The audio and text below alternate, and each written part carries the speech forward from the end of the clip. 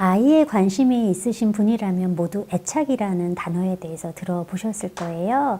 오늘은 이 애착에 대해서 조금 더 자세히 살펴보는 시간을 가질 텐데요. 그럼 애착이 무엇일까?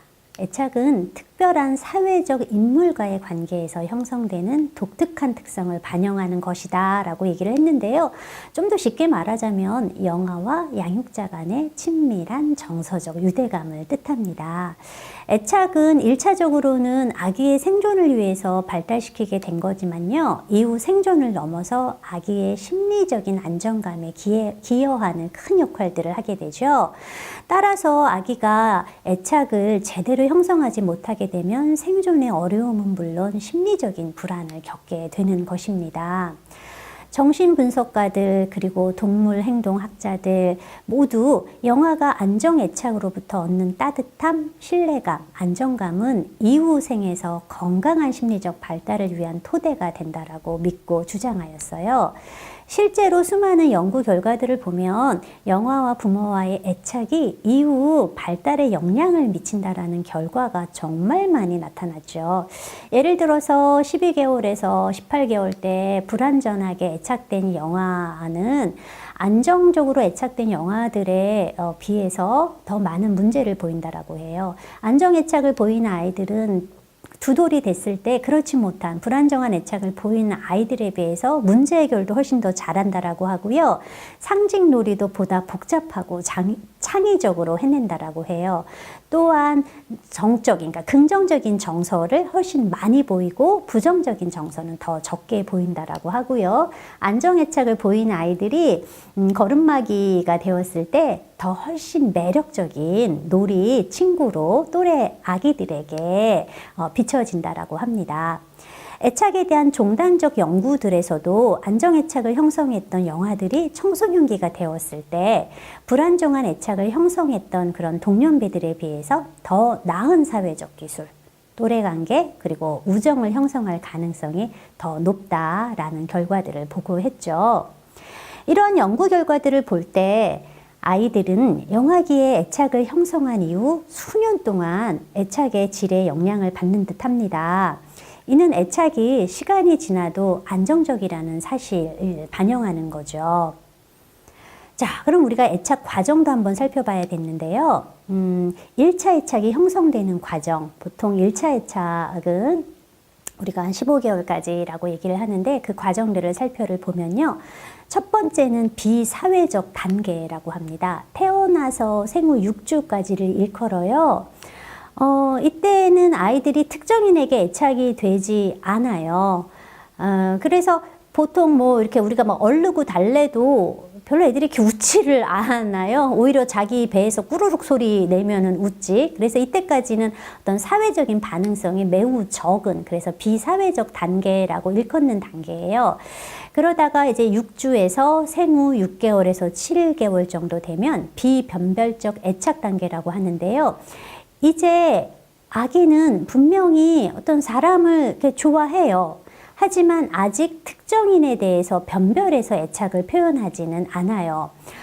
비록 3개월에서 6개월이 되면 자주 보는 사람들, 그러니까 엄마나 아빠, 뭐 매일 오는 뭐 할머니, 이런 친숙한 동반자에게는 더 크게 웃어주고요. 정규적으로 자기를 돌보는 양육자가 달래면 더 빨리 달래지기는 하지만 낯선 사람들을 포함해서 그냥 단지 누군가가 자기를 주목해주면 그거를 좋아하는 것처럼 보이는 그런 시기인 거죠.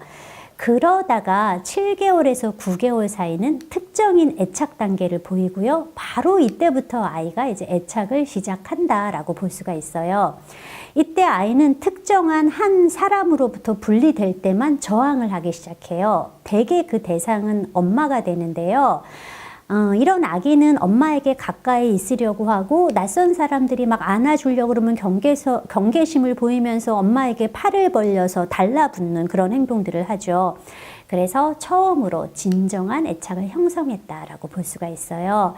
이렇게 엄마 껌딱지가 됐다가 이제 계속 그러면 정말 괴롭잖아요. 아이들이 9개월에서 18개월 정도가 되면은 보다 확장된 애착을 보여요. 그래서 이 시기를 다인수 애착 단계라고 얘기를 하죠. 초기 애착을 형성한 몇 주 내에 아기들은 아버지, 아빠, 형제, 그리고 할머니, 할아버지, 그리고 자기를 정규적으로 봐주는 베이비시터 같은 타인들에게 애착을 보이기 시작해요.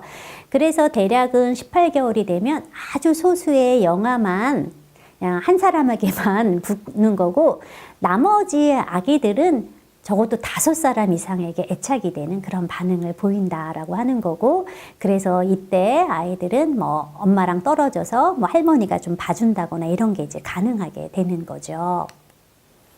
애착 유형도 한번 살펴봅시다. 애착 유형에 대한 평가로 가장 많이 널리 알려진 거는 메리 앤스워스의 낯선 상황 절차라고 하는 실험입니다.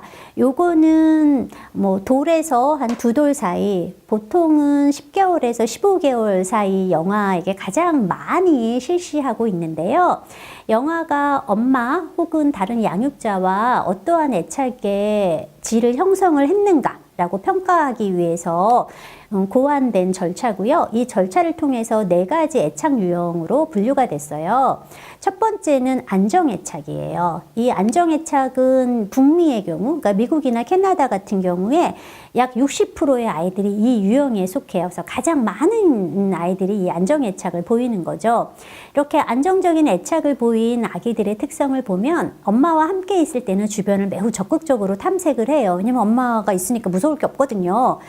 근데 엄마랑 분리가 되면은 눈에 띄게 불안해질 수는 있어요. 그래서 엄마랑 떨어졌다가 엄마를 다시 만나게 하는 게 이 낯선 상황 절차 실험에 포함이 되어 있는데요.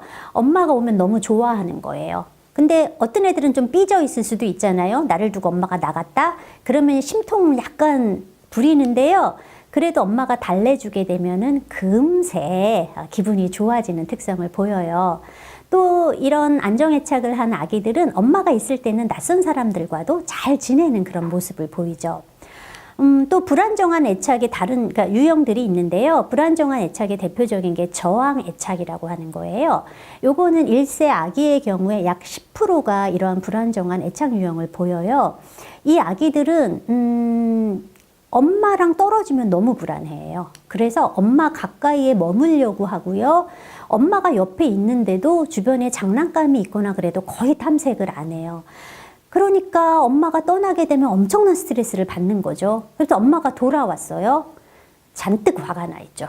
그러니까 엄마에 대한 감정이 매우 양가적이라 그래서 정확히 말하면은 양가 저항형 애착이라고 불리우는데요.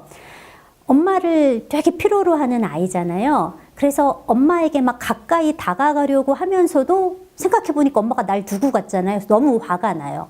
그래서 엄마에게 매달리면서 밀치는 그런 행동을 보인다. 그래서 양가 저항 애착이다 라고 얘기를 해요. 이런 저항형 애착을 보이는 아기는 엄마가 옆에 있어도 낯선 사람에 대해서 매우 경계하는 그런 특성들을 보이고 있어요. 불안정 애착 유형 중에 또 다른 애착 유형이 바로 회피형 애착이고요. 요거는 돌이 된, 그러니까 1세 영아 중 20%가 이 유형에 속한다라고 보시면 되겠어요. 이 회피형 애착을 보이는 아이들은 엄마가 떨어져 있어도, 엄마가 나가도 별로 스트레스를 받는 것처럼 보이지도 않고요. 특별히 엄마의 주의를 끌려고 노력하는 것도 없어요. 엄마를 만나도 이렇게 무시하는 경우들이 있어요. 어떤 회피적인 그 애착 유형을 보이는 아기들은 오히려 엄마보다 낯선 사람에게 더 사교적이고 더 다가가는 모습을 보이고요. 또 어떤 회피적 애착 유형은 엄마뿐 아니라 다른 사람에게도 별로 관심이 없어서 회피하는 그런 모습들을 보여요.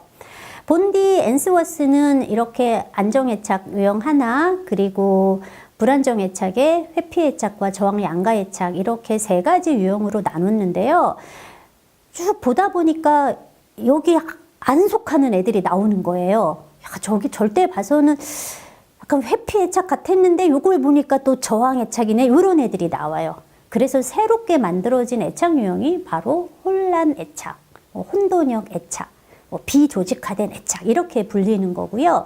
미국의 경우 미국 아기들 중에 5%가 이런 혼돈형 애착, 혼란애착을 보인다라고 해요. 가장 주된 특성은 낯선 상황에서 되게 스트레스를 많이 받는데요. 스트레스를 받으면 안정기지는 양육자에게 다가가야 하는데 쉽게 다가가지 못하는 거예요. 양육자에게 다가가야 하나 혹은 피해야 하나, 갈등을 되게 많이 해서 회피와 저항의 패턴이 기묘하게 조합되어 있는 애착 유형이다라고 해요. 가장 두드러지게 나타나는 특징은 엄마와 분리가 됐어요. 그럼 이 혼란 애착 아이들은 엄마를 찾으러 가요, 문으로. 그럼 엄마를 오기를 기다렸을 거 아니에요?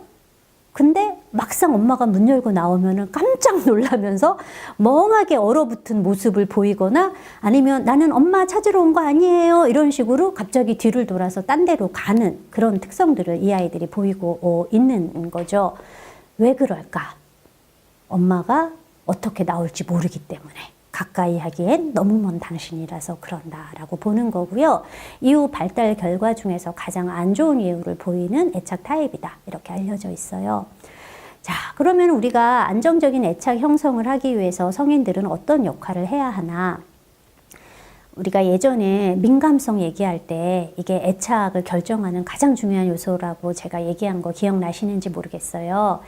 역시 그래서 안정애착을 증진시키기 위한 양육의 요소 중에 첫 번째는 바로 민감성이 돼요. 아기의 신호에 대해서 즉각적이고 적절하게 반응하는 능력이 될 수 있고요. 또 두 번째는 긍정적인 태도예요. 영아에게 긍정적인 정서와 애정을 표현하는 거. 바로 그게 긍정적인 태도가 될 수 있겠고요.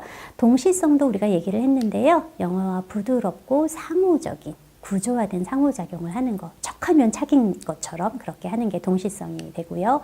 또 상호성, 엄마와 영아가 동시에 한 사물에 대해서 주목하면서 아이가 곰인형을 보면 엄마도 같이 곰인형을 보면서 와 부드럽네 뭐 이렇게 같이 반응해주는 상호성도 애착 형성에 정말 중요한 요소고요. 또 다섯 번째로는 지원이 있어요. 영아의 활동에 대해서 잘 주목하고 정서적인 지원을 해주는 거. 아기가 딸랑이를 계속 보고서 만지고 싶어 하면은 아이가 손이 닿을 곳에 그거를 놔주고 아이가 집으면 막 박수 쳐주고 이런 게 될 수가 있고요. 자극 아주 중요하죠. 영아와 자극을 충분히 주는 거. 신체적인 접촉, 언어적인 자극, 다양한 놀이 경험 자극 이런 거를 제공할 때 아기는 부모와 안정적인 좋은 애착을 형성할 수 있답니다.